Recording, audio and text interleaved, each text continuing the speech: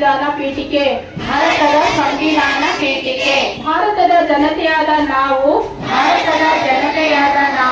ಭಾರತವನ್ನು ಸಾರ್ವಭೌಮ ಸಮಾಜವಾದಿ ಧರ್ಮನಿರಪೇಕ್ಷ ಪ್ರಜಾಸತ್ತಾತ್ಮಕ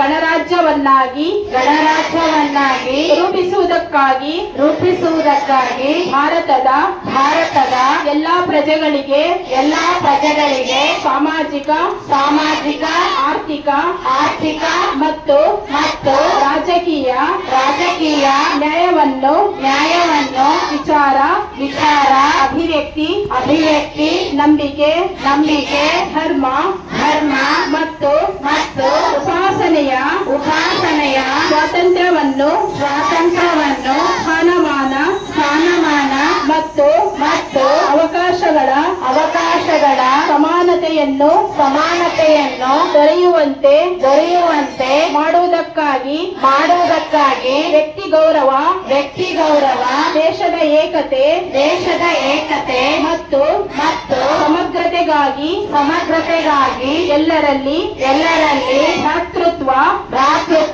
ಭಾವನೆಯನ್ನು ಮೂಡಿಸುವುದಕ್ಕೆ ದೃಢ ಸಂಕಲ್ಪ ಮಾಡಿ ನಮ್ಮ ಸಂವಿಧಾನ ಸಭೆಯಲ್ಲಿ 1949ನೇ ಇಸವಿಯ ನವೆಂಬರ್ ತಿಂಗಳ 26ನೇ ದಿನದಂದು ಈ ಸಂವಿಧಾನವನ್ನು ನಮಗೆ ನಾವೇ ಅರ್ಪಿಸಿಕೊಂಡು ಅಂಗೀಕರಿಸಿ ಶಾಸನವಾಗಿ ವಿಧಿಸಿಕೊಂಡಿದ್ದೇವೆ. ಧನ್ಯವಾದಗಳು.